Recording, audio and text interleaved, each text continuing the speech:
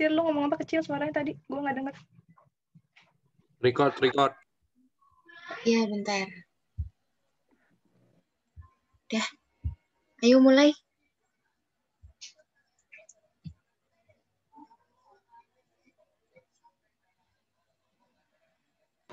Iya, bentar.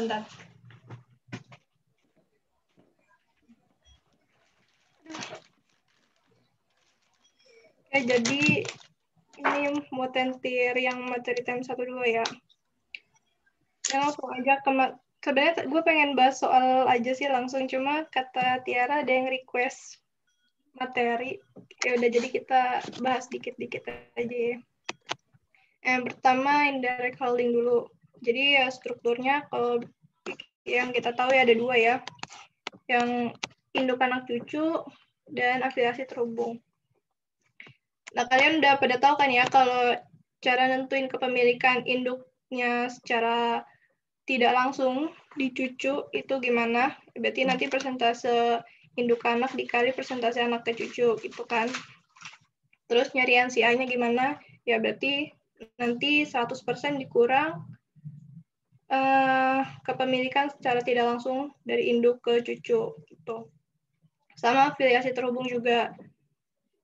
Kalau mau tahu persentase kepemilikan di anak kedua, berarti nanti ada yang secara langsung dan secara tidak langsung. Nah, NCI-nya nanti ya sisanya gitu. Nah, untuk laba konsolidasi, kita menghitung laba konsolidasi. Ini gue ngerangkum jadi ada 3 cara gini. Yang pertama itu kita lakukan secara bertahap. Jadi nanti income-nya cucu kita tambahkan ke income-nya anak. Baru income-nya anak ini yang digunakan buat hitung income yang ada di buku induk. Itu secara bertahap. Ya biasanya kita pakai tabel-tabel. Nanti kita coba lihat di contoh soal ya. Terus kalau cara kedua ini bisa income-nya si induk ditambah income-nya anak, ditambah income-nya cucu. Tapi yang anak dan cucu ini harus dikali persentase kepemilikannya si induk gitu ya. Lalu yang ketiga ini kita juga bisa mencarinya dengan menambahkan total laba separated income-nya, terus dikurangkan dengan saldo NCI. Itu buat laba konsolidasi. Ya biasanya kalau di soal ya ngitung income from S, laba konsolidasi, NCI, gitu-gitu. Ini kalian ya gimana enaknya aja mau pakai cara yang mana nanti. Terus kalau untuk NCI-nya, sama juga ada 3 cara, kita lakukan secara bertahap ya. Biasanya pakai cara yang tabel ini, kita bisa sekaligus ngitung income from S, laba konsolidasi, dan juga NCI-nya. Terus kalau cara kedua, NCI-nya berarti dari anak dan dari cucu ya. Dari anak dikali persentase NCI-nya anak, dan dari cucu dikali persentase NCI-nya si cucu. Terus cara ketiga ya total laba dikurang laba konsolidasi. Lalu kalau terdapat transaksi intercompany, maka gain atau loss yang belum terrealisasi harus dihapuskan sebelum mengalokasikan laba.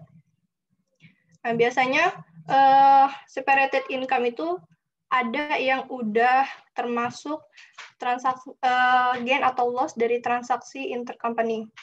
Nah, itu kalau misalnya asetnya itu masih ada di neraca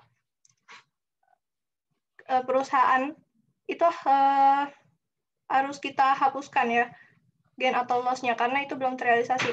Nah, gimana kalau yang terrealisasi udah kejual gitu ya ke pihak ketiga? Nah, itu baru kita tambahkan.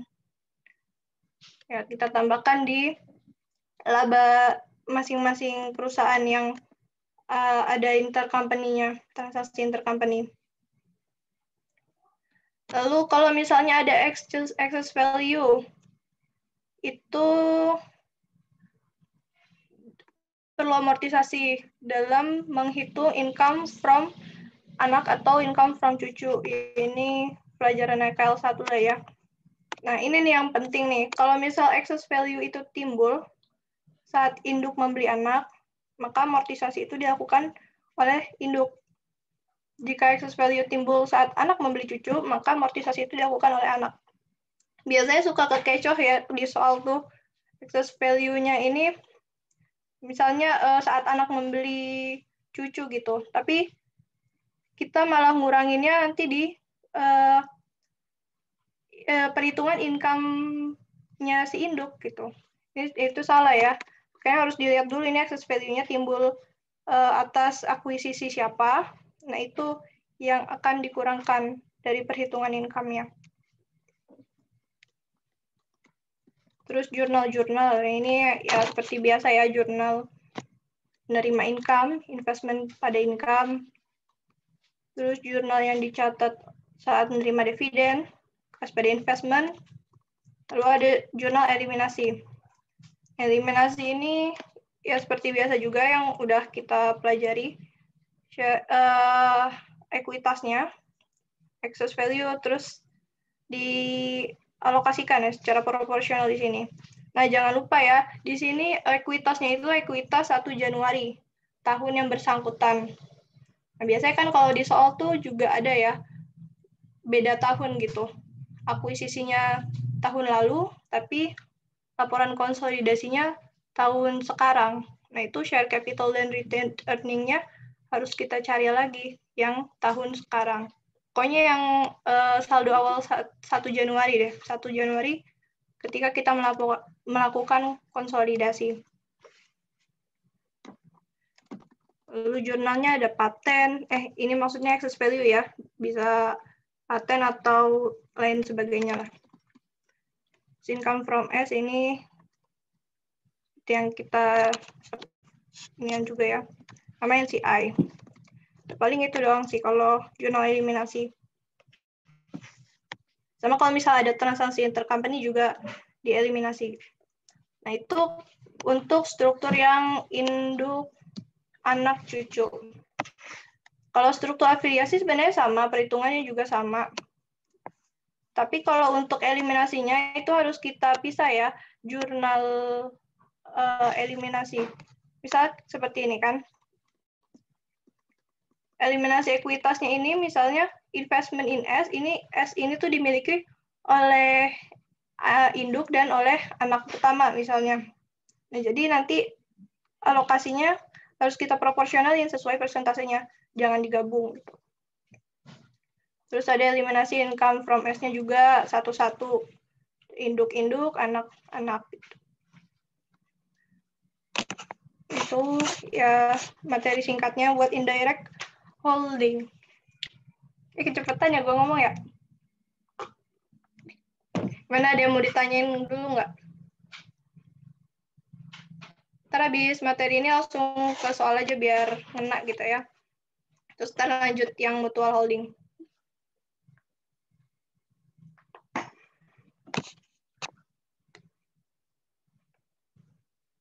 Mohon maaf ya, ini catatannya berantakan, baru bikin habis kelas etikor soalnya.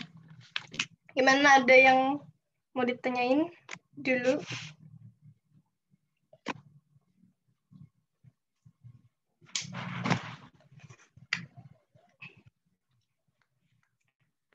Nggak ada, kita coba ke contoh soalnya ya.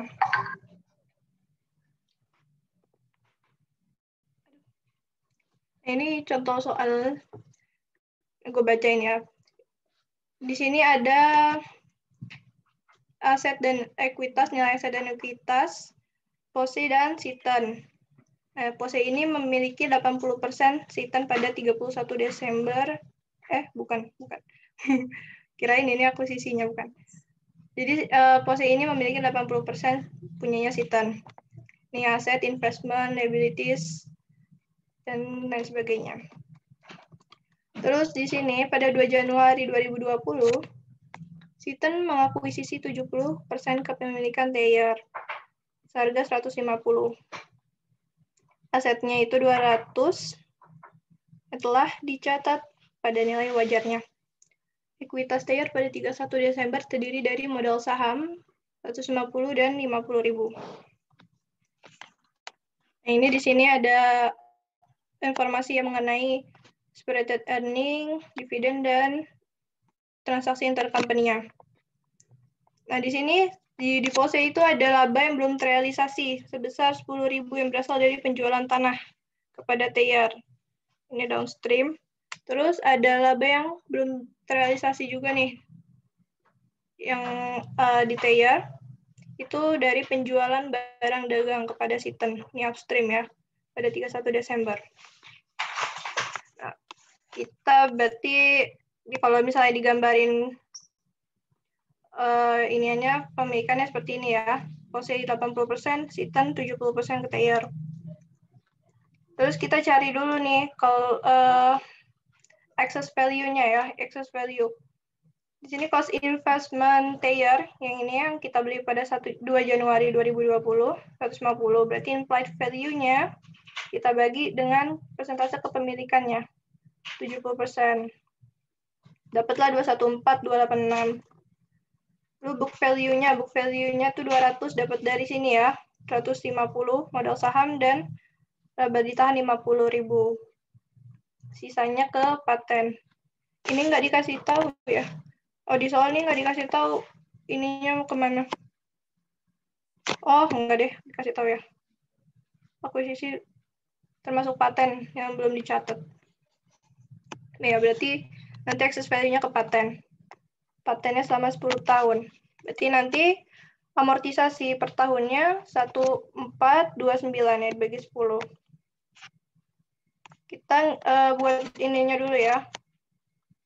Alokasi labanya. Nah, ini nih yang tadi gue bilang di materi ini, yang menggunakan cara satu, yang secara bertahap. Biasanya pakai schedule ini sih.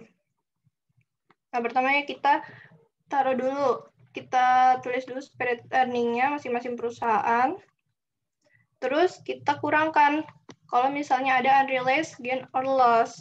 Di sini kan dari pose dia tadi transaksi ke siapa ya?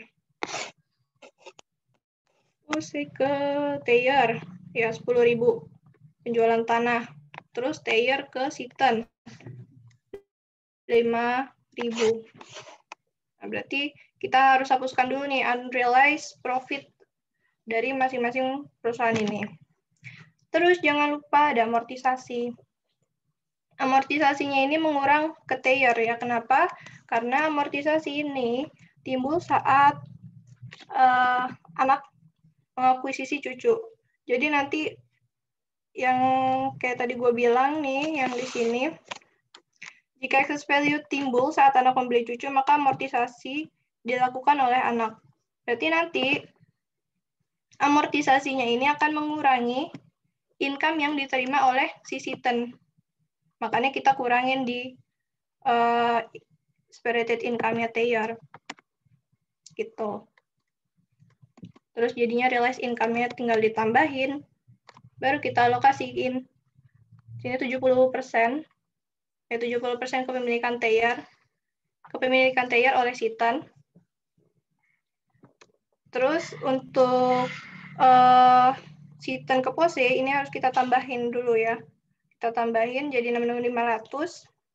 Terus kita alokasikan 80% kepemilikan pose di Siten. Baru deh kita tambah. Ketemu consolidated income atau laba konsolidasinya 193.200. Nah, Siten-nya ini nanti ada NCI ya. NCI di Siten itu 13.300 dan Teyar 7.071. Terus lanjut ke jurnal. Ini jurnalnya masih yang relatif mudah ya. Ya pembelian investment in Teyar. Ini saat anak beli cucu ya. Investment in Teyar pada cash tadi 150.000 ya, 150.000. Terus mencatat bagian Siten atas profitnya Teyar. Di investment in Teyar pada income from Teyar 16.500. Ya kalau misalnya kita udah bikin tabel, langsung aja lihat di sininya. Ini 16.500. Cuma kalau misalnya nggak disuruh bikin tabel, mau ngitung sendiri juga bisa.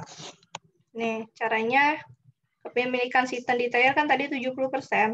Dikali separated income-nya si Teyar, 30.000, kita kurangin dengan unrealized profit-nya.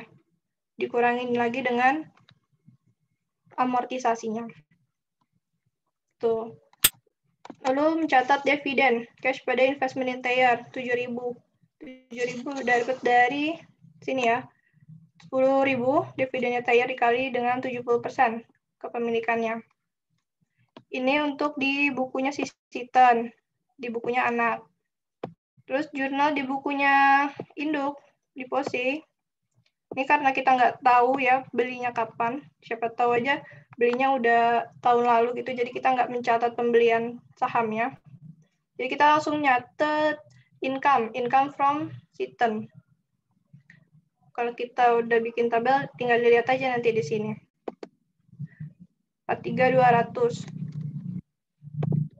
Ya. Income from Siten. Di sini 53.200, cuma ini belum kita kurang dengan unrealized gain of land-nya. Ya, jadi nanti kalau misalnya mau dilihat dari tabel, itu alokasi Siten kita kurang lagi dengan gain of land. Jadi 43.200. Atau kita kalau kita mau ngitung sendiri, berarti kepemilikannya 80% dikali 50.000, ini spirited income-nya si Siten, ditambah, ini alokasi TIR ke Siten ya, TIR ke Siten 16.500. Terus kita kurangkan dengan 10.000. Nah, 10.000-nya ini nggak dikali 80% ya, karena dia downstream. Nah, terus terakhir ini catat dividen, cash pada investment yang Siten 24.000. Dapat dari sini, 30.000 dividennya Siten dikali 80% kepemilikan. Nah, ini udah soal yang pertama. Gimana, ada yang mau ditanyakan?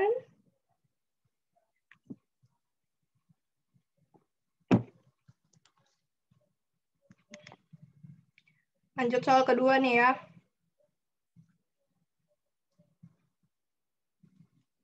Kalau mau nyela, gua lagi ngomong nggak apa-apa kok, tanya aja.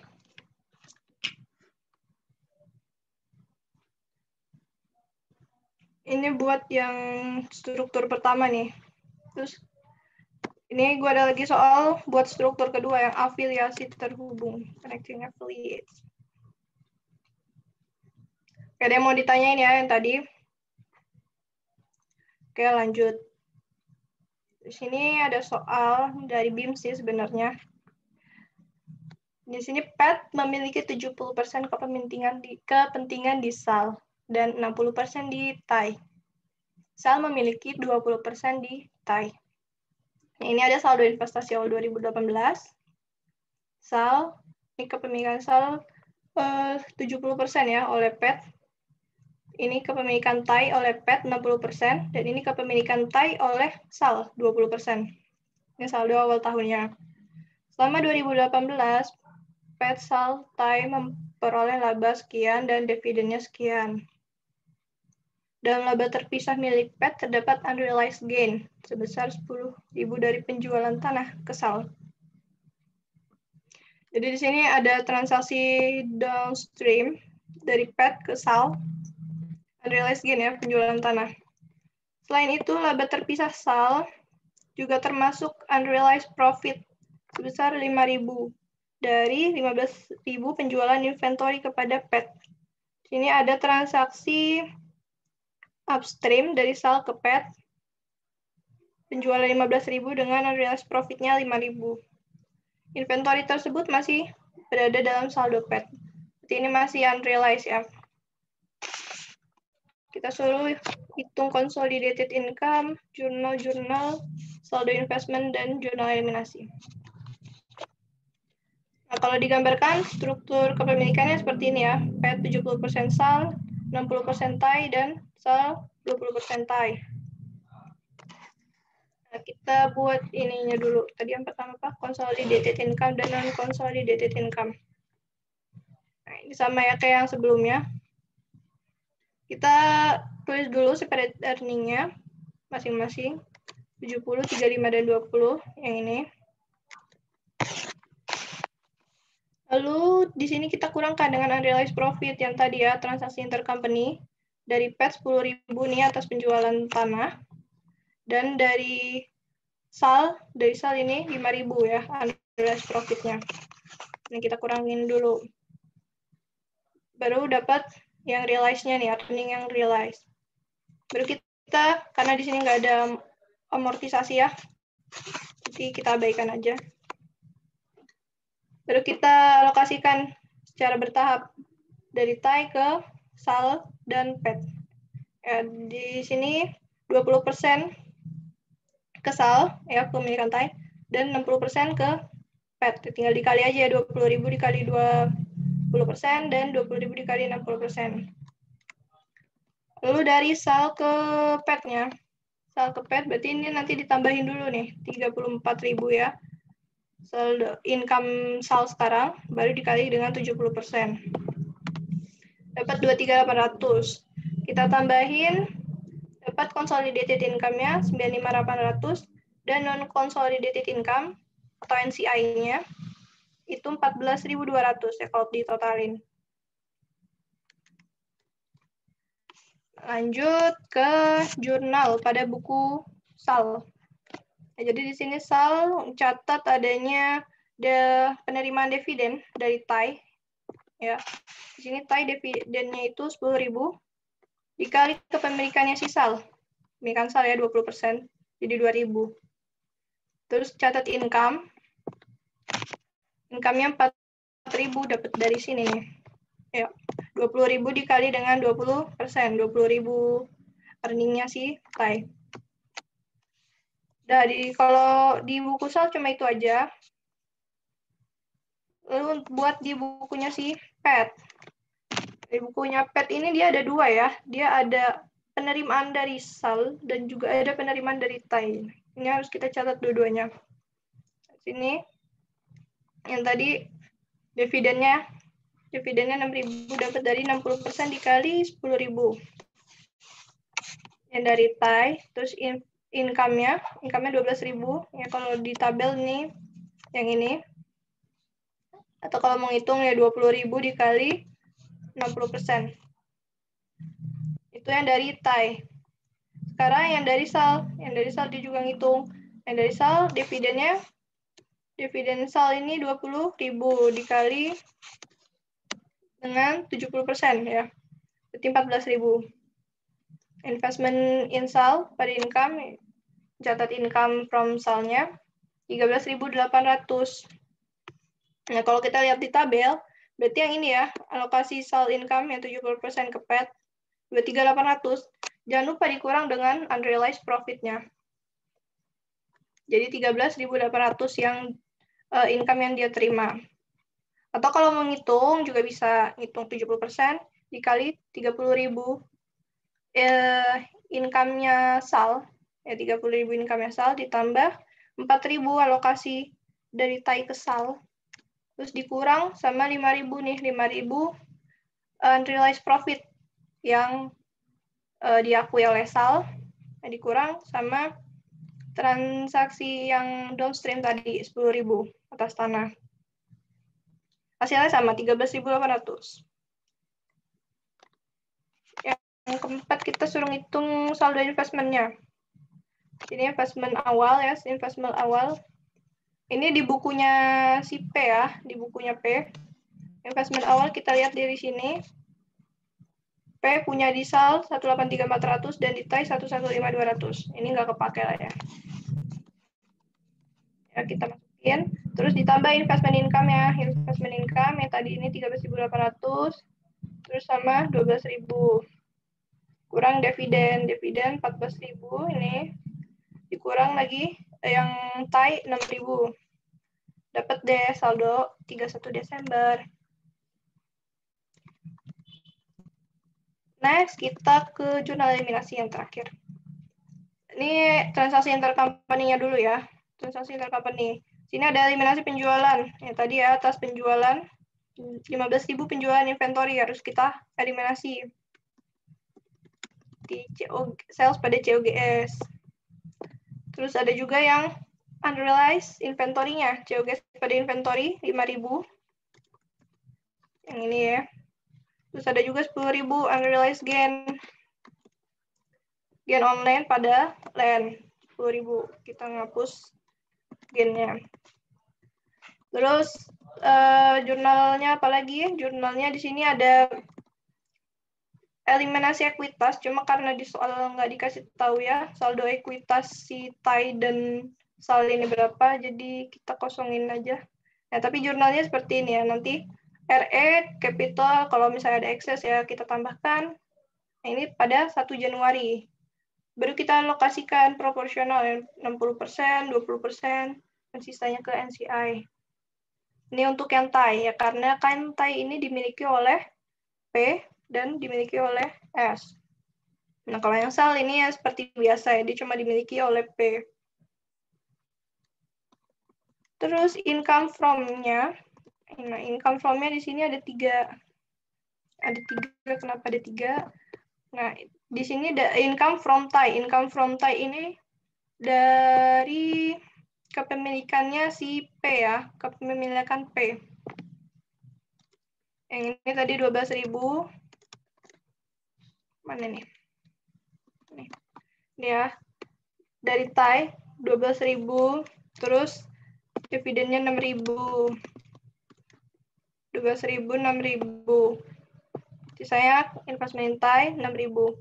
Nah, terus investment TAI yang diterima oleh S itu juga dihapus. Yang diterima oleh S kan ini yang tadi ini diterima oleh P ya. Ini diterima oleh S, itu juga dihapus. 4.000 dan 2.000. Jurnal ini aja kita balik nih. Yang 4.000, 2.000. Nah, dan satu lagi, income from S-nya. Income from S. 13.800 sama 14.000 tadi ya. Yang ini nih. Yang di buku P, income from S-nya. Dan sisanya ini di debit. Dan terakhir NCI-nya. Nah, NCI-nya ini ada 2 juga. NCI-nya TAI dan NCI-nya SAL. 4.000 dan 10.200. Kalau misalnya kita di tabel lihat sini ya. Hilang. Nih, 4.000 sama 10.200. TAI dan SAL. Nah, dividennya tinggal dikali kepemilikannya, kali dividennya TAI, juga dikali dividen kali di kepemilikannya S.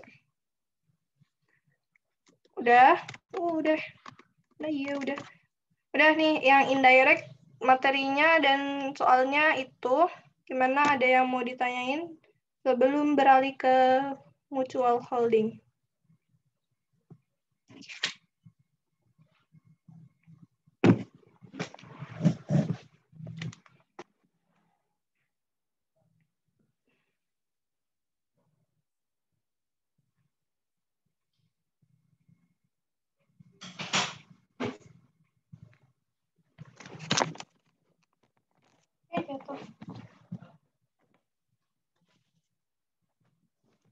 Nggak ada ya, masih gampang ya. Gampang lah. Lanjut nih ya ke mutual holding. Bentar.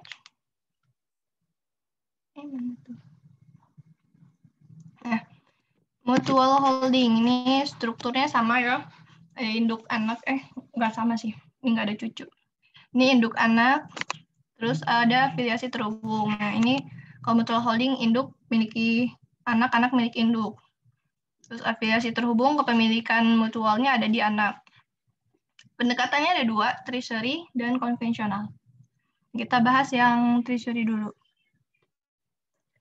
Oh ya, sebelum itu, nanti treasury stock ini hanya untuk struktur induk dan anak ya. Dia nggak bisa untuk struktur afiliasi terhubung. Karena anak ini nggak ada yang memiliki ekuitas di induk gitu. Jadi nggak ada yang bisa, nggak ada jurnal treasury stock gitu yang bisa dilaporkan di laporan konsolidasinya induk. Jadi treasury stock ini hanya khusus struktur yang ini, kalau konvensional ini bisa dua-duanya. Treasury stock dulu yang pertama. Jadi saham induk yang dimiliki anak dianggap saham treasury dari entitas konsolidasi. Seolah-olah saham itu dibeli menjadi treasury stock. Nah, jadi kan dalam standar akuntansi itu, yang waktu Pak Ramadi bilang juga, laporan konsolidasi yang disusun induk itu nggak boleh melaporkan saham perusahaan induk yang dimiliki oleh anak perusahaan sebagai saham yang beredar. Nah, jadi kita harus mengeliminasi itu menjadi saham treasury. Hanya berlaku untuk struktur induk anaknya. Pengakuan pendapatan investasinya. Nah, sini pengakuan pendapatan investasi oleh induk harus mengeliminasi dividen dari induk ke anak. Misalnya tadi income from S persentase induk dikali labanya anak. Nah, kan labanya anak ini juga nanti si anak ini nih, dia juga dapat dividen income ya dari induk. Nah, itu nanti dikalikan dengan persentase kepemilikan induk. Lalu nanti juga dikurang dengan dividen income. Ya, dividen income yang diterima oleh anak ya atas kepemilikannya di induk itu harus dikurangin. Kenapa? Karena dividen income ini kan dividen yang dibayarkan induk ke anak ya. Dividen yang dikeluarkan oleh induk. Jadi nanti di laporan konsolidasi induk ini nggak boleh melaporkan dividen income ini sebagai income dia. Ya, karena dia yang keluarin, masa dia laporkan sebagai income gitu kan. Kata Pak Rahmadi kan kemarin masuk kantong kanan, keluar kantong kiri. Mana bisa ya? Ya gitulah ya. Nah, terus kenaikan atau penurunan saldo investasi di anak. Ini pengakuan pendapatannya tadi, rumusnya seperti ini. Terus kenaikan atau penurunan saldo investasi. Berarti income from S dikurang dividen, nanti ditambah dividen income-nya. Ya, dia nambah karena ada income, terus dikurang dividennya S, nah ditambah lagi income, dividen income. Terus cara hitung saldo investment in S pada 31 Desember. Nah, investment in S berarti nanti investment 1 Januari ditambah income from S ya. Income from S dikurang dividen S, ditambah lagi nih dividen P. Dividen P ini dividen income-nya ya, dividen income-nya si S. Nah, jadi dividen P ini dia nambah lagi ya, karena kan income from S ini tuh udah dikurangi dividen income. Nih ya, income from S ini udah dikurangi dividen income. Nah, makanya pas ngitung investment in S-nya itu harus ditambahin lagi, dikembalikan lagi. Jadi dividennya ini nambah. Jadi nanti saldo investment ini bertambah sebesar bagian P sebelum dikurangin dividen income. Seperti itu. Bingung ya, bolak-balik. Nanti kita langsung ke soal aja. Lalu ada jurnalnya. Jurnal di buku induknya. Ini seperti biasa. Ini apa nih? Oh, ini income ya, income. Terus ada dividen. Terus dividen yang dibayarkan induk, ya dividen pada cash. Lalu koreksi nih ya. Koreksi dividen yang diberikan induk anak yang tadi pengurangan dividen income di sini. Nanti di bukunya induk harus dilakukan koreksi. Jurnalnya income from S pada dividen. Nah, jadi kan di sini income from S-nya debit ya, berkurang. Nah, berarti nanti ya berkurang sebesar dividen income ini. Lalu jurnal eliminasinya ini sama. Ini juga ya, eliminasi ekuitas, amortisasi. Terus income from S. Ya, samalah. NCI. Nah, terus ini yang baru nih ya, ada eliminasi investasi anak di induk. Yang tadi ya kita akui sebagai treasury stock. Jadi nanti jurnalnya treasury stock pada investment in P. Sebesar saldo investasi P di saldo investasi S di P. Lalu eliminasi juga dividen yang dibagikan P. Nah, dividen income yang diakui oleh S itu kita eliminasi. Jadi dividen income, kreditnya investment in S. Itu yang treasury stock. Ada yang mau ditanyain?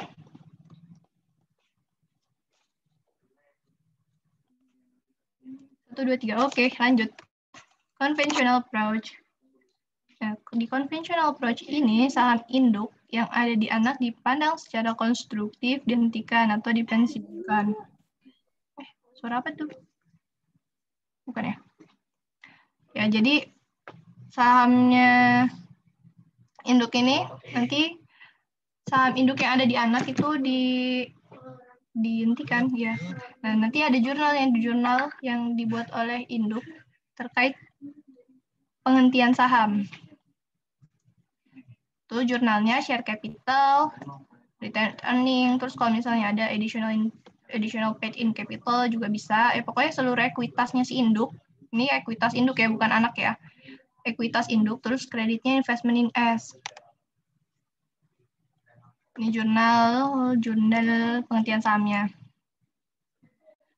Lalu perhitungan income from S dan NCI itu dengan alokasi mutual income. Nanti kita langsung aja ke soalnya ya. Yang mutual income alokasinya pakai rumus gitu, yang P sama dengan separated income ditambah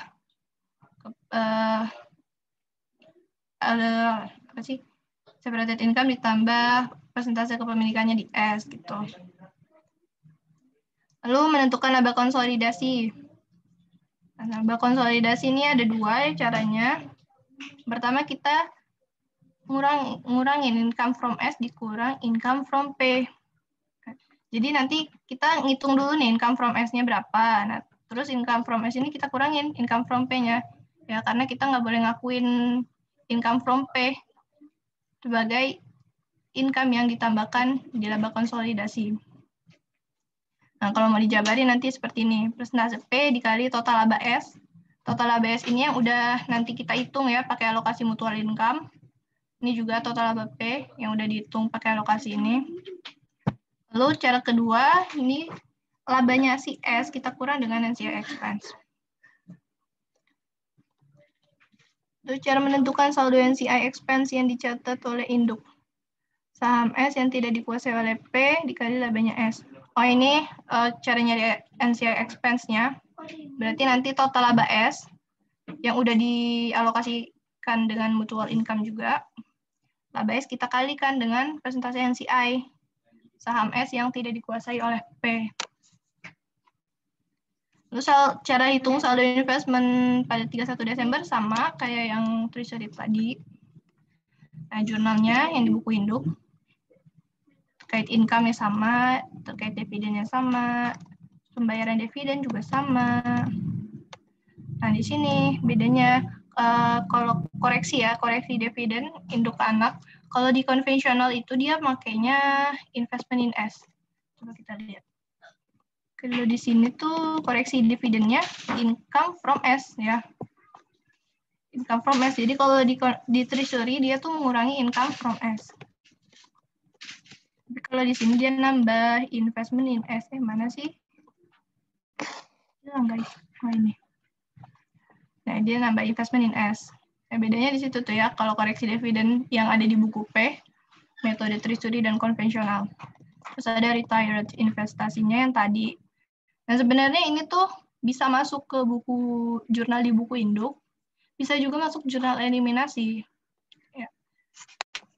Kita nggak tahu deh, Pak Rahmadi masuk kemana ya jurnal ini. Nanti tanya aja lah. Terus itu untuk jurnal P, sekarang jurnal eliminasi.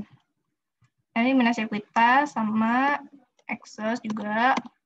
Terus income from S sama lah ya. Terus, nah di sini ada income from P atau dividen ya, dividen income. Jadi nanti kalau misalnya S itu memiliki kepemilikan di P lebih dari 20%, 20 sampai 50 lah. Itu kan nanti S ini akan ngitung income from P. Nah, ini harus kita eliminasi juga. Atau kalau misalnya kepemilikannya di bawah 20%, berarti ada dividen income yang harus kita hapusin. Terus NCI sama, nah ini eliminasi investasinya ya. Kita eliminasi investment in P, kita debit ke investment in S.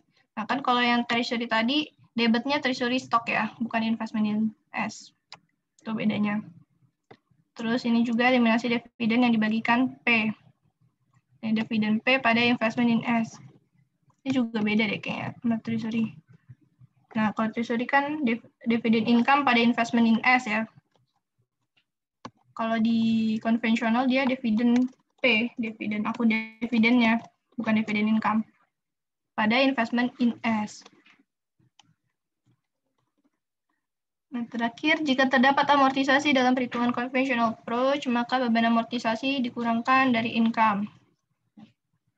Ya, kalau misalnya nanti ada amortisasi gitu, nanti di rumusnya itu harus dikurangkan. Dikurangkan kayak misal, contohnya nih, misal S itu akuisisi T ya, terus ada paten gitu 10, yang masa patennya 10.000 misal, buat 5 tahun. Nah, nanti kalau rumusnya itu, kan ini kan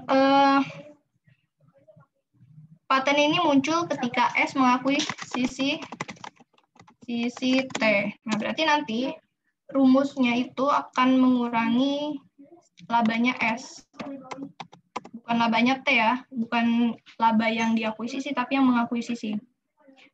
Misal, labanya S, separated income-nya dari 51.000. Terus nanti dia punya kepemilikan 70% di T. Kan ditambah gini kan. Nah, dikurangin dah tuh sama amortisasinya. Amortisasinya berapa? Jadi 2.000 kan. 2.000. Tapi jangan lupa dikali sama dikali sama kepemilikannya 70%. Tuh. Nanti jadi E sama dengan 51.000. T kurang berapa nih? 1.400.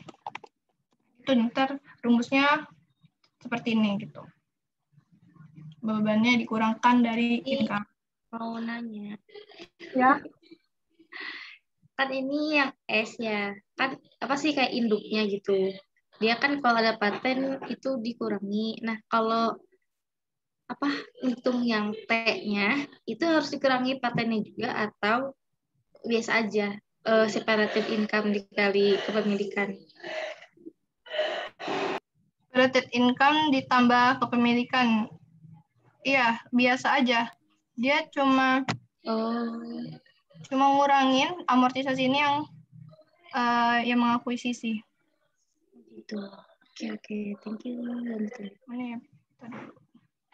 Gue lupa. Oh ini. Karena kan logikanya gini, kalau paten ini kan munculnya, misalnya ini paten ya. Paten ini muncul di laporan konsolidasi pas P ngakuisisi S. Jadi amortisasi pas S ngakuisisi T. Jadi amortisasinya itu dibukukan oleh pengakuisisi. Kalau income-nya si T, income-nya T itu nggak berpengaruh apa-apa kan, karena paten ini nggak muncul di bukunya si T. Jadi amortisasinya pun nggak jadi pengurang di T. Jadi ya T tetap aja gitu. Iya, satu lagi deh. Kalau misalnya ada transaksi upstream yang dari apa sih kan berarti, nah ya, kalau upstream itu gimana? Ngurangin T juga berarti. Transaksi upstream yang labanya itu yang ngakuin siapa? Misalnya di sini S gitu. Misalnya tuh kan si S beli inventory dari T, terus unrealized-nya tuh 5.000 misalnya. Itu langsung aja ngurangin T berarti. Iya, berarti itu kan yang unrealized-nya adanya di T ya, yang ngakuin gain. Berarti nanti di T itu separated income-nya harus dikurangin lagi sama gain-nya itu, gain atau loss-nya. Kurang atau ditambah. Tapi langsung aja kurangi 5.000. Nggak dikali misalnya 0,7 kali 5.000, 0,3 gitu. Langsung 5.000 berarti.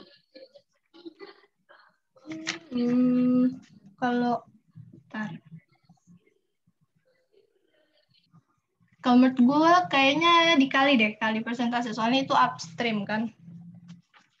Kayak ada di soal BIMS ya. Soal mana gitu.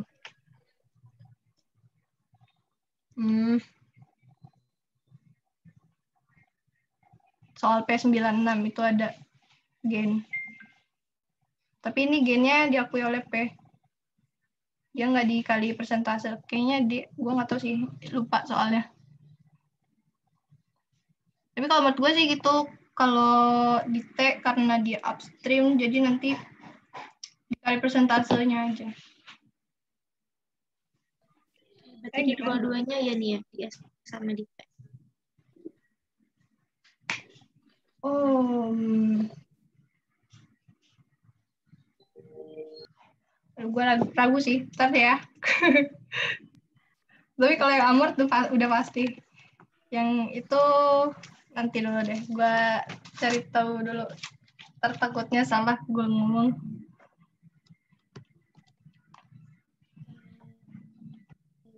Tapi kalau di KJB itu dia nggak dikali sih, nggak dikali sama persentase. Ada unrealized gain langsung aja dikurang. Ini malah ditambah. Gue gimana sih nyontek aja masih bingung. Ya ntar deh gue tanya yang lebih expert ya. Takut salah ngomong.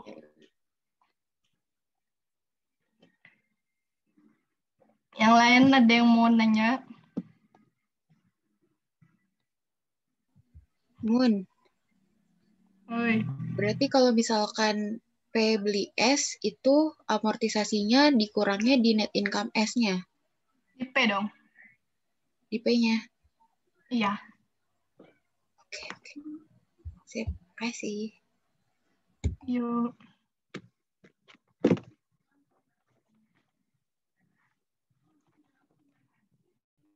Langsung ke soal ya. Baca dulu deh. Tanggal 2 Januari 2019, Pegadaian membeli 80% kepemilikan Salak dengan kos 170. Dan pada 3 Januari, besoknya di Salak beli 10% Pegadaian dengan kos 80.000.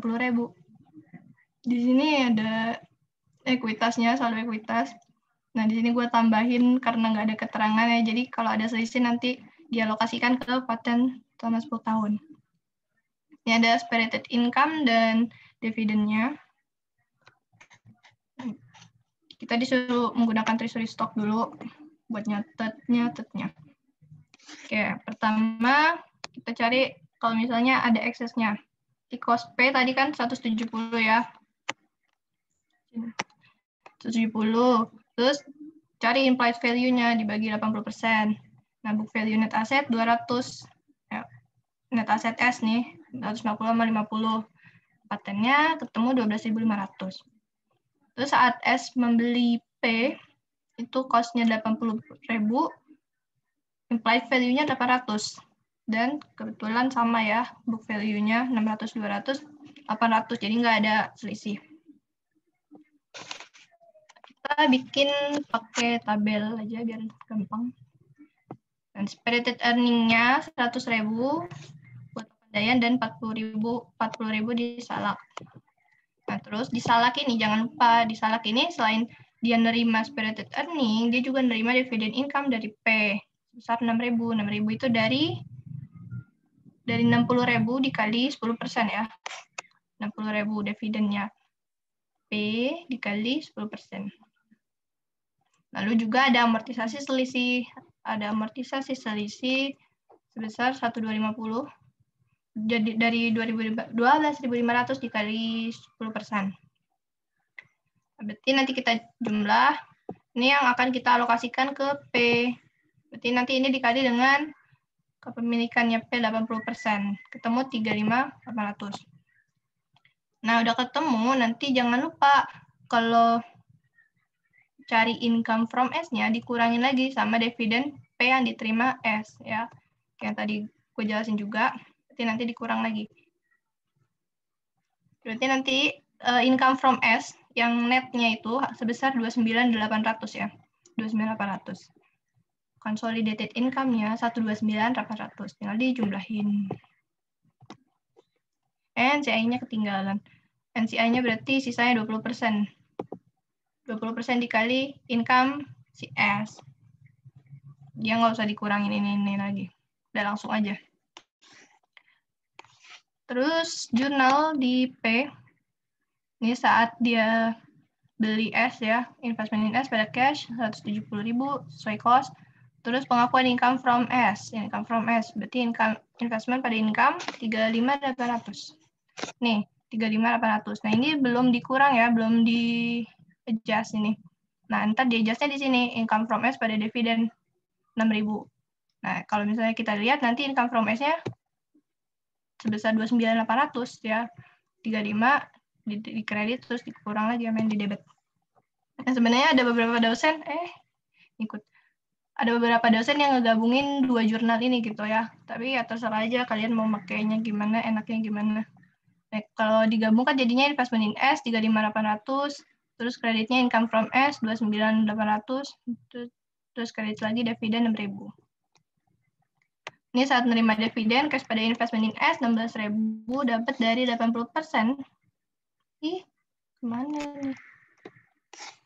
Dapat dari 80% dikali 20.000 ya. Dari S, dividennya S. Dan nanti ketemu saldo investasinya kalau kita jumlahin ini, jumlahin ini. Tuh ketemu 189.800. Tuh di bukunya P, sekarang di bukunya S.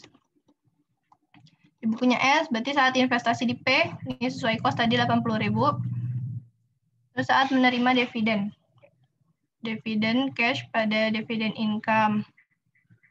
Sebesar 6.000 ya. Sebesar 6.000. 60.000 dikali 10%. Ini sebesar inilah. Di saldo investment in S-nya itu masih tetap sesuai cost-nya 80.000. Karena dia pakai metode cost. Arni mau nanya. Itu yang amortisasinya kenapa ada di S? Itu kan P mengakuisisi S kan? Berarti nanti itu amortisasi ini S. akan ngurangin. Iya. Amortisasi ini kan ngurangin income from S ya, yang diakui oleh P. Jadi nanti di sini, di income-nya S tuh harus dikurangin lagi sama 1.250. Karena kan nanti yang akan kita alokasikan buat ngitung income from S, itu nggak cuma 46 doang gitu. Harus dikurang lagi 1.250. Ya kalau misalnya kita cuma 46 doang kan berarti nanti si P ini belum mengakui adanya pengurangan karena amortisasi. Ya enggak? Oh, ya. Mengurangi P tapi naruhnya di S gitu maksudnya.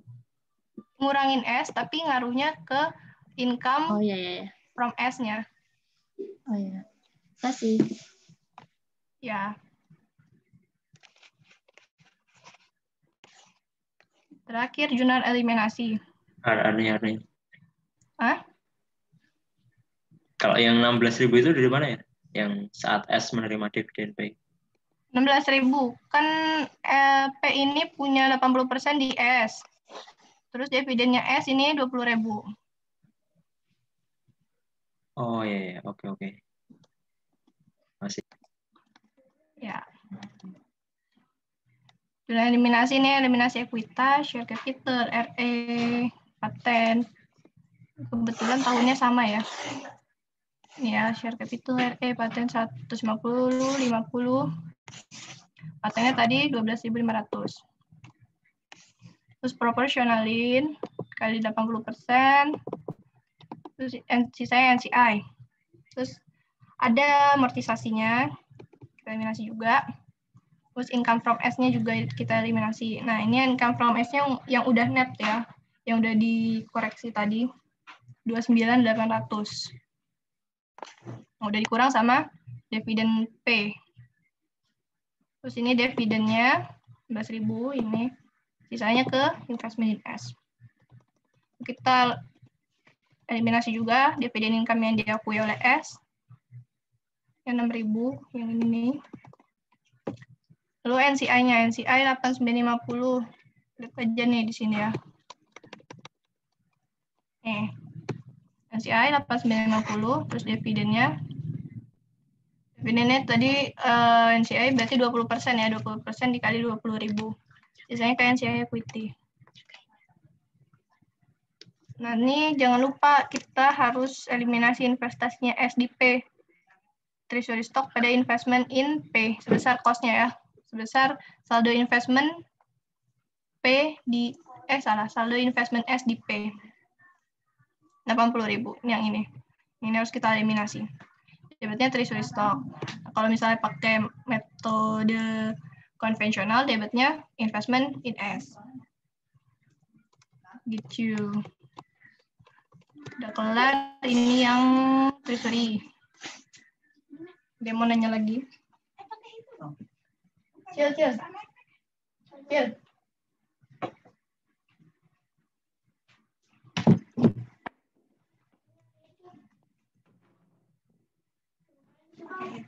Udah, kita lanjut ke konvensionalnya. Ini soalnya rada ya lumayan levelnya ya. Tapi nggak apa-apa, kita coba. Ini agak blur sedikit soalnya. Minum dong. Thank you. Jadi pada 2 Januari 2017, Patriot membeli 80% kepemilikan Sejati dengan kasnya 360 juta. Pada saat itu share capital dan RE masing-masing 300 dan 100 juta. Selisih cost dengan book value dialokasikan ke paten selama 10 tahun. Nah, ya kita langsung aja ya, dapat informasi apa kita langsung catat. Di sini pada 2 Januari 2017, cost investment-nya itu 360. Ini kita dalam ribuan aja ya, biar nggak banyak nol. 360. Terus implied value-nya kita bagi dengan 80%. Nah, terus equity S terdiri dari tadi 300.000 dan 100.000. 400 sisanya ke excess 50.000 berarti. Oke, alokasi patennya di sini ada 50.000 yang diamortisasikan per tahun sebesar 5.000. Nah, ini yang untuk keterangan yang pertama. Pada tahun 2017, P menjual tanah ke S dengan harga 100 juta, cost-nya 80.000. Berarti 2017 nanti ada gain on sale of land yang diakui P ya dari penjualan ke S sebesar 20.000. Terus, nah di sini kita nyari nih retained earning ending si S. Oh nanti dulu, kita baca dulu. Selama tahun 2017, Sejati melaporkan net income 80.000 dan bagian dividen 40.000. Nah, berarti kalau kita cari RE ending nih, RE ending 2017 berarti RE Januari 2018-nya ya. Nanti yang kita taruh buat jurnal eliminasi tahun 2018. RE-nya tuh ini. Berarti RE awalnya 100.000 ditambah net income dikurang dividen. Dapatlah RE ending. Terus 2 Januari Sejati memperoleh 20% kepemilikan Patriot dengan cost 200 juta. Pada saat ini share capital dan RE Patriot masing-masing memiliki saldo 400 dan 600. PT Sejati mencatat investasi ini menggunakan cost method. Jadi cost investment-nya 200.000, 200 juta dibagi 20% jadi 1 juta, 1 miliar. Equity-nya kebetulan sama ya, 600-400. Jadi nggak ada excess. Selama 2018, PT Sejati menjual persediaan ke Patriot 96 juta dengan margin 20% dari harga pokok penjualan. Pada akhir 2018, P hanya mampu menjual 70% inventory dari S. Jadi di sini ada penjualan sebesar 96 juta. Marginnya itu 20% dari harga pokok penjualan. Berarti kita cari dulu ya COGS-nya. COGS-nya berarti 96 ini kita bagi dengan 120%. Ya, 100% ditambah marginnya 20%. Dapat 80.000 berarti profit yang diterima S itu 16.000. Nah, sampai 31 Desember itu berarti 30% ya yang unrealized. Kita kaliin aja 16.000 kali 30%. 4.800. Ini ada keterangan expected earning dan dividen 2018. Yang pertama kita disuruh tentuin income from S yang diperoleh yang akan dilaporkan pada Patriot untuk 2017 dan 2018. Nah, income from S. Nah, kebetulan kan 2017 ini belum ada transaksi yang mutual holding ya. Jadi kita ngitung biasa aja. Di income from S itu 80% kepemilikan PDS, terus ditambah 80.000. 80.000 ini net income-nya, net income S ya pada 2017. Yang ini nih. Ya, terus ada juga 5.000 apa tadi ya? Ini amortisasi paten. Ya, amortisasi paten sebagai pengurang. Dan ada transaksi downstream 20.000 yang tadi ya, yang land pada 2017. Nah, berarti nanti land ini ngurangin juga, tapi nggak dikali 80% ya, karena dia downstream. Nah, dihitung ketemulah 40.000 income from S-nya. Nah, NCI-nya berarti tinggal sisa persentasenya 20% dikali net income S 80.000 dikurang dengan amortisasi paten. Nah, kita nggak ngurangin ini ya, nggak ngurangin gain dari land, karena ini downstream. Ketemu nanti NCI expense 2017 15.000. Itu 2017, sekarang 2018. Nah, 2018 ini udah ada transaksi mutual holding. Jadi kita harus menggunakan ya alokasi mutual income dengan rumus-rumus gini. Nah, ini nih. Nah, P tadi tahun 2018 expected earning-nya 120.000. Ya, 120.000. Terus ditambah 80% kepemilikannya di S. Nah, jangan lupa dikurang ada amortisasi. Amortisasi kan tadi 5.000 per tahun. Nih, 5.000 per tahun dikali dengan persentase kepemilikan. Dan ada juga ini gain. Nah, di sini gainnya dia dikali 80%.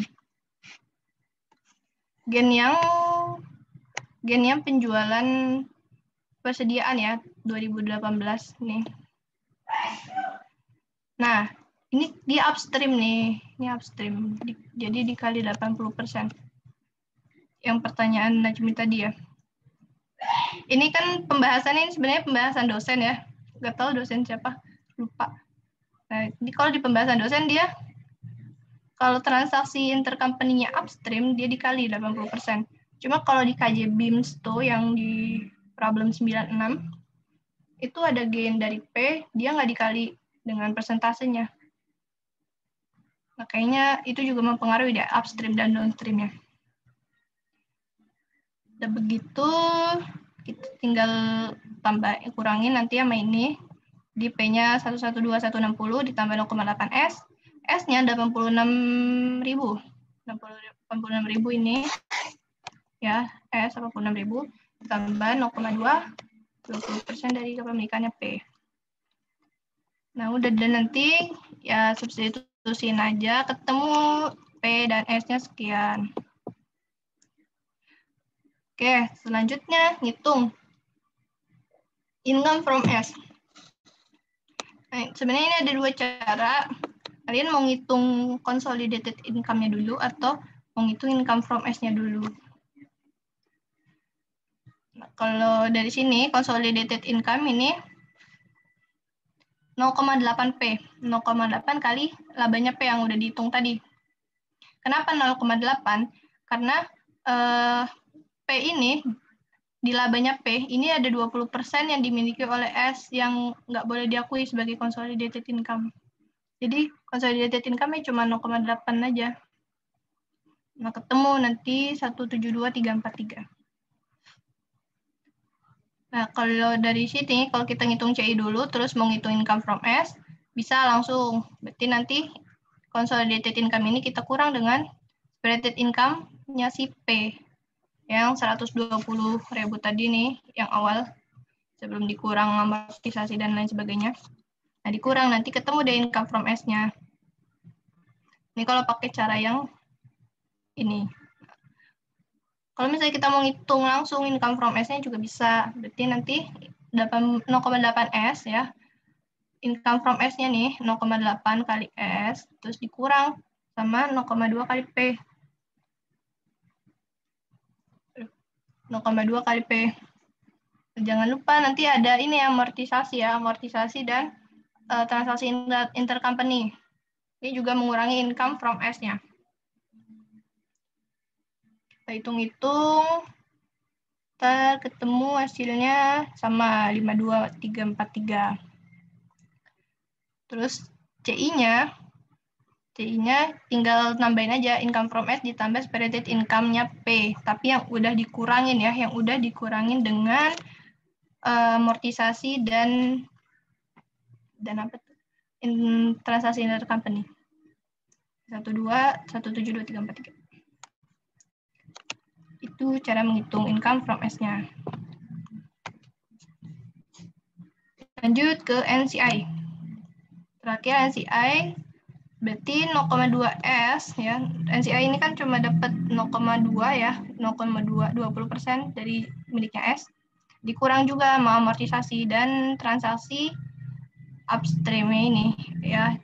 Jadi kalau transaksi upstream ini NCI itu ngurangin juga, dikurang gitu transaksi upstream ya. Tapi kalau downstream NCI expense nggak perlu dikurangin sama transaksi itu.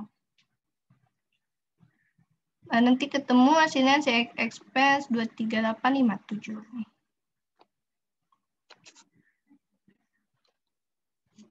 Lanjut nih kalau mau ngecek ya, mau ngecek. Jadi consolidated income tambah NCI itu nanti hasilnya sama dengan total separated income dikurang excess patent dikurang unrealized inventory yang 2018. Ya, hasilnya pasti sama. Kalau misalnya hasilnya beda berarti ada yang salah atau di perhitungan kita. Check and recheck. Ada yang mau tanyain nggak?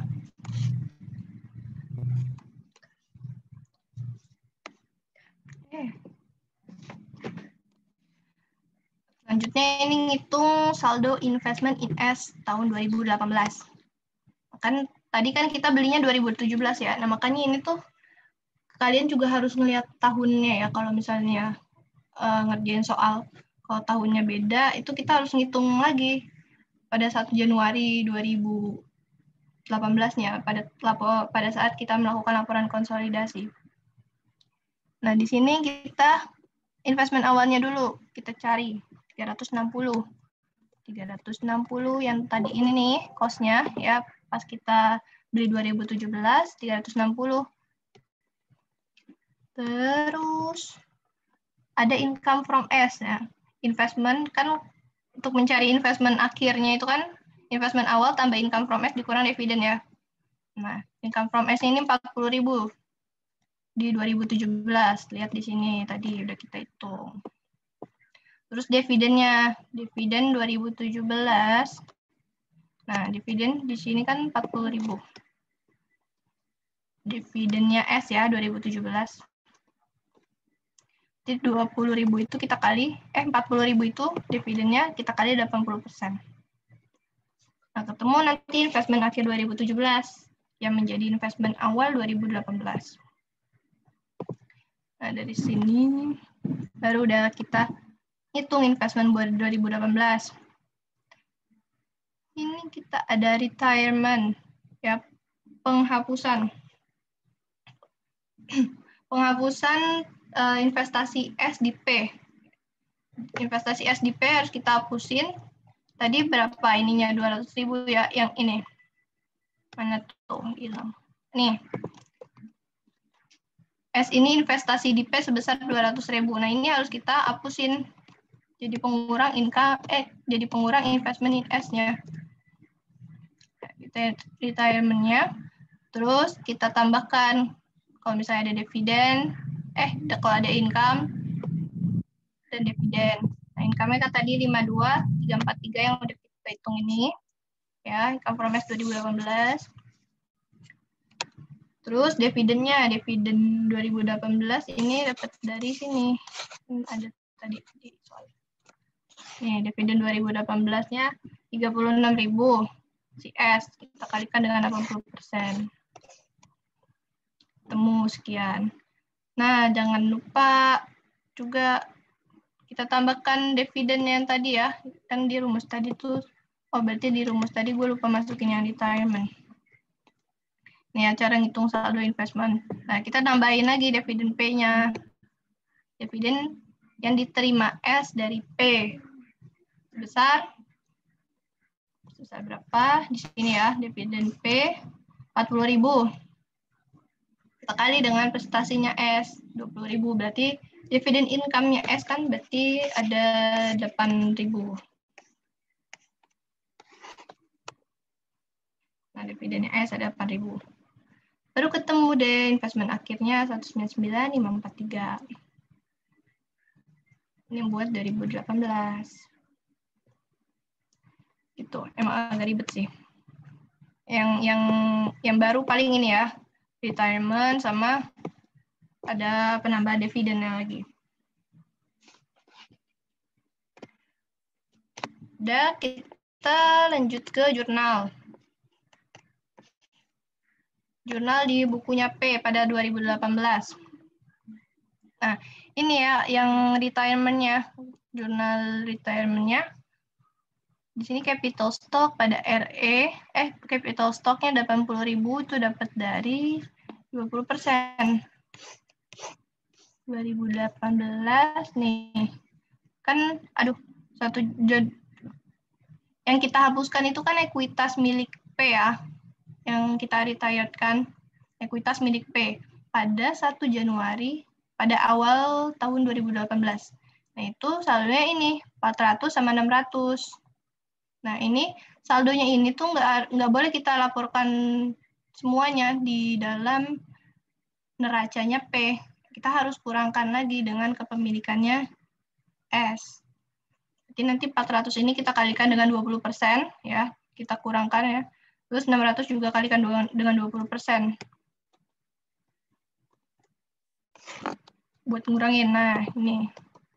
Hasilnya segini, itu akan mengurangi investment in S. Terus P nyatet apa lagi? P nyatet income-nya, income from S. Besar 52.343. Ini yang tadi kita hitung. Ini ya. Terus dividen juga nyatet dividen. Ini lah, cari di sini aja. Nah, di sini. Lalu ada koreksi dividen. Koreksi dividennya jangan lupa ya, investment in S pada dividen sebesar dividen yang diterima S dari P. Ya. Yang ini 8.000.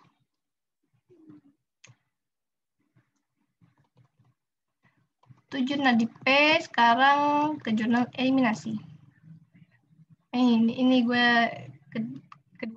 keduaan. Double ya. Harusnya satu aja kalau mau di jurnal eliminasi, kalau mau di P. Ini sama kayak tadi, pengertian sahamnya. Terus ada transaksi intercompany profit transaction. Nah, di 2018 kan tadi transaksi intercompany-nya ini ya, penjualan persediaan secara upstream. Sales-nya itu 96 dan unrealized profit-nya 4.800. Ini yang kita jurnal.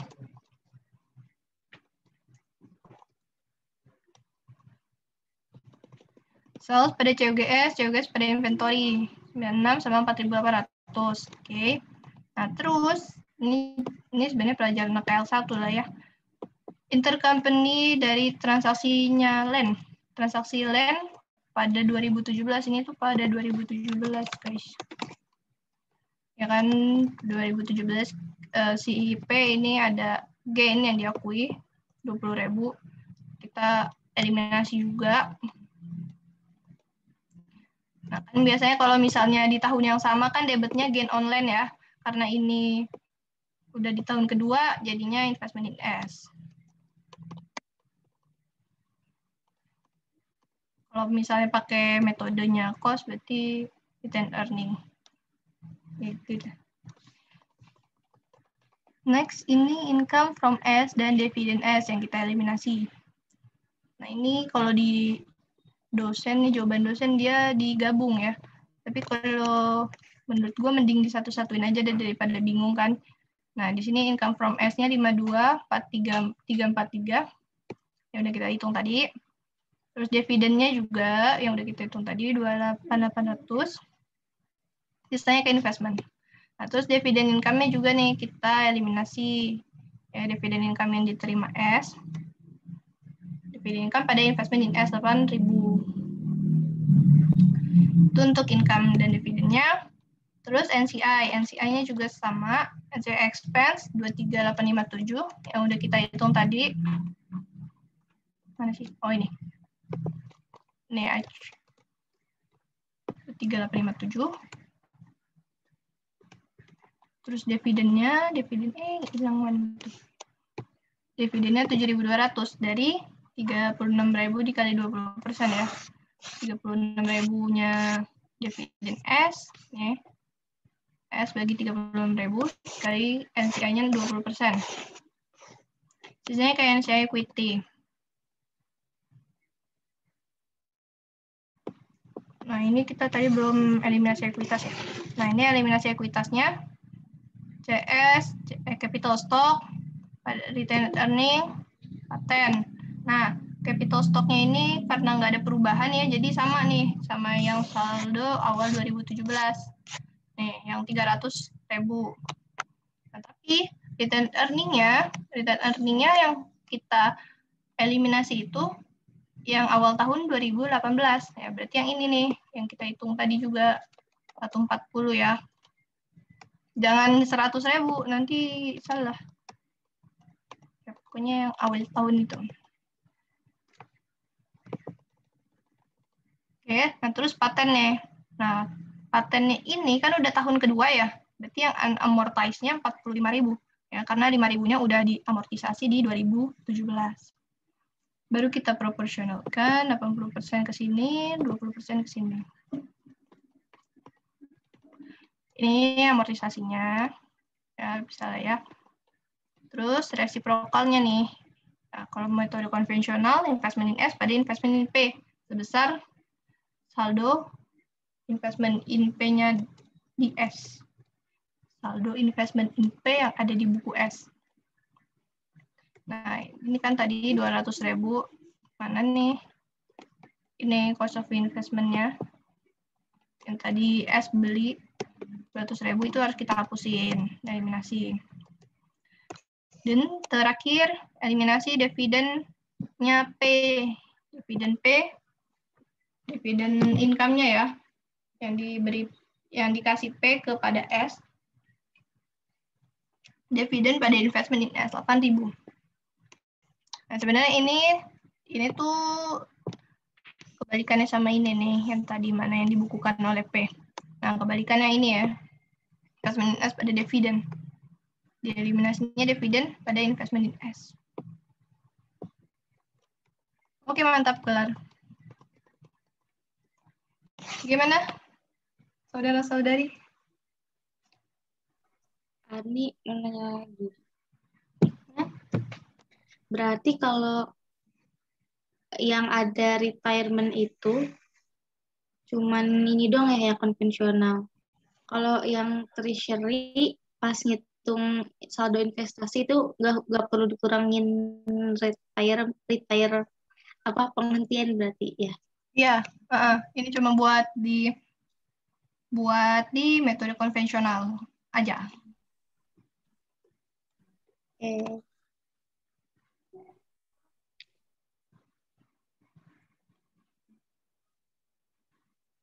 Yang lain?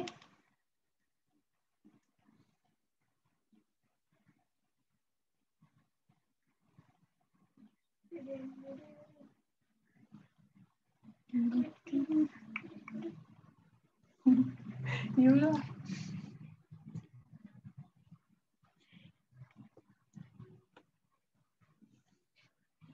Tak ada. Ini tadi gue belum nambahin ya. Diapain dah? Ditambah. Dikurang. Sebenarnya di catatan gue nggak ada deh.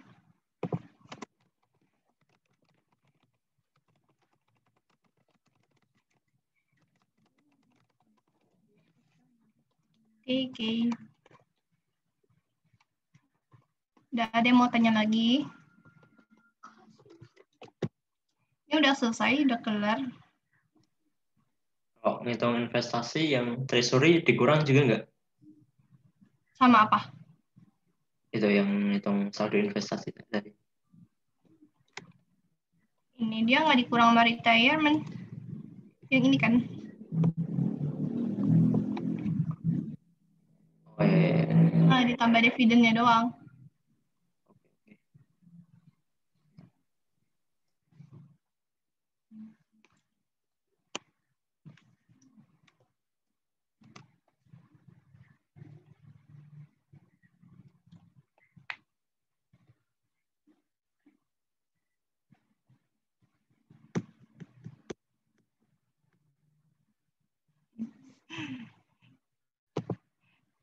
Udah tak ada. Kalau nggak ada dicukupkan. Cukup sekian dan terima kasih nih. Ayo bagaimana teman-teman?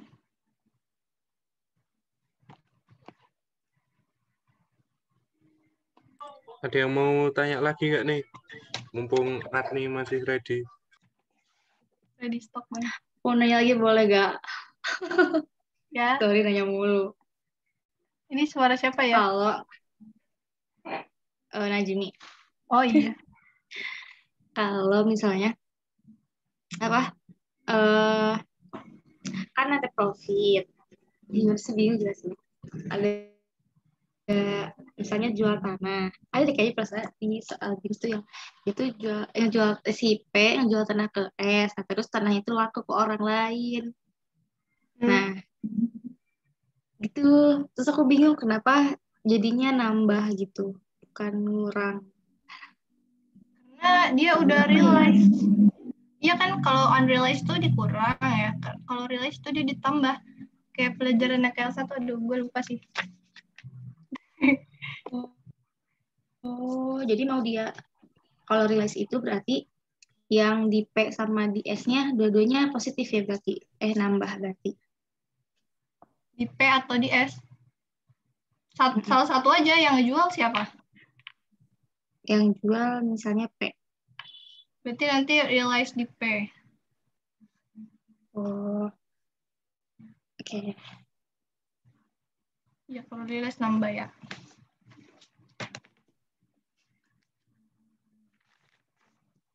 Soal berapa tuh ya?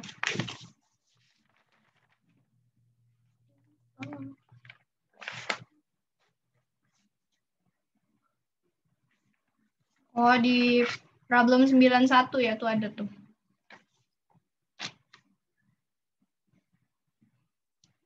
Ya, si Sally ini ada realize land, dia nambah.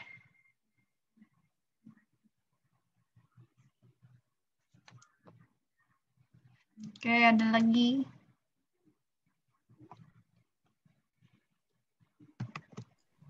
Mun, berarti realize atau enggak unrealize itu tergantung sama ini ya? Tergantung siapa yang ngejual. Siapa yang ngejual? Maksudnya nguranginnya itu siapa yang jual, ya. Iya. Mm-mm. Oke.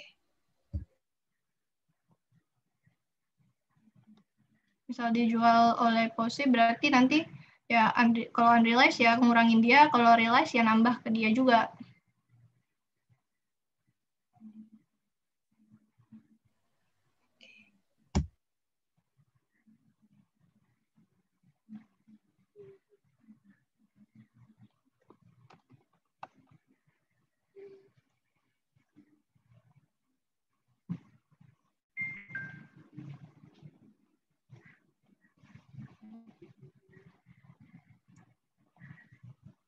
Sudah? Tak ada lagi. pada masih bingung materinya.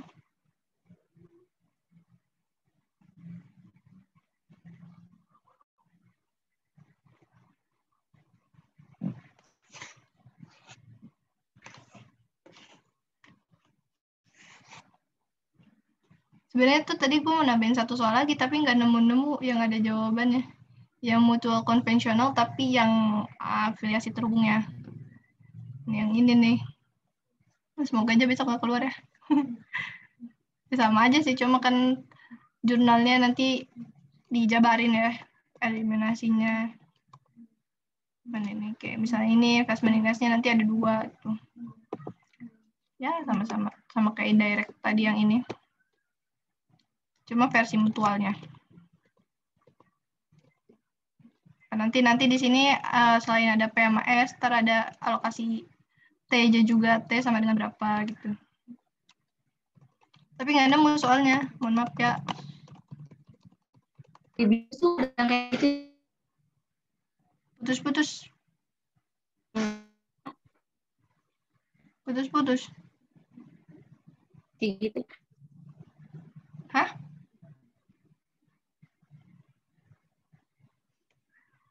Coba di chat kalau nggak. Kunhak mau nanya tadi, mau nanya Kun.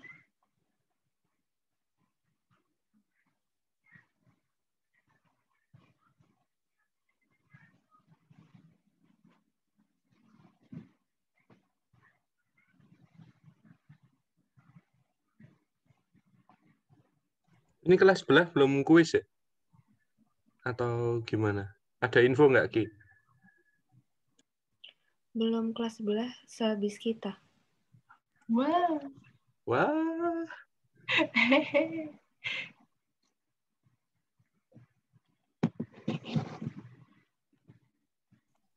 Pas itu Pak Dil bilangnya, kita pakai LMS nggak kuisnya? Nggak bilang ya? Lupa gue. Gue baca memindai doang kalau bapaknya ngechat. Apa sih nama grupnya? Coba kita lihat. Kayaknya dikirim email deh. Oh iya. Oh iya. Ada nyalain lampu dulu. Praktit ya yang pakai LMS besok ya.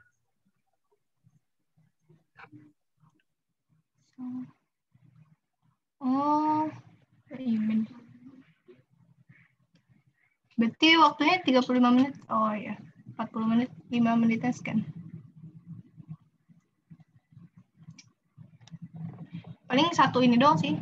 Feeling gue satu soal. Satu soal yang lumayan sulit atau 2 soal yang gampang.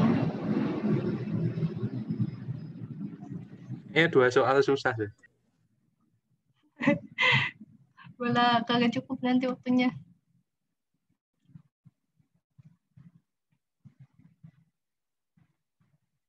Ada yang mau tanya lagi nggak tuh? Nggak usah malu-malu ya.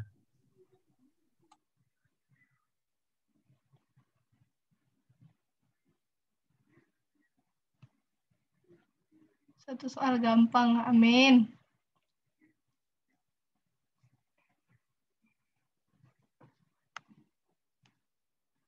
Atau mungkin satu soal indirect, satu soal mutual. Itu sih, aku ngarang. Kayaknya nggak sempet deh. Iya nggak tahu deh. Ini aku kayaknya nggak sempet.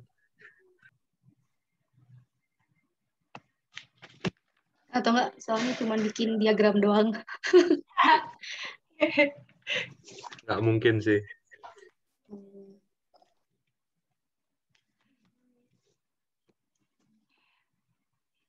Nggak ada yang tanya lagi nih.